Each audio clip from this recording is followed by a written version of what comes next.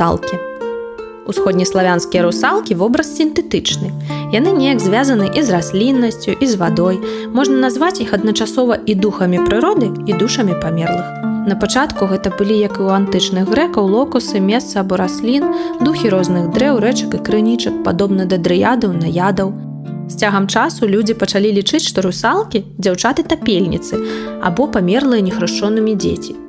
Звычайна яны хаваюцца ў цёмнай вадзе, але падчас русальнага тыдня, калі вада максімальна глыбока праграваецца сонцам, перасяляюцца з рачных і азёрных глыбінь у лясы, лезуць на дрэвы.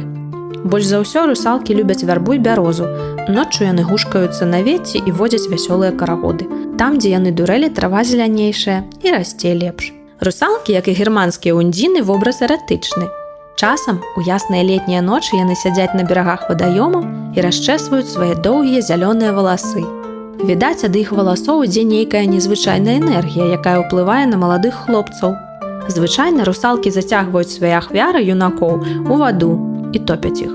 Народныя паданні дапускаюць, аднак, і каханне паміж чалавекам і русалкай.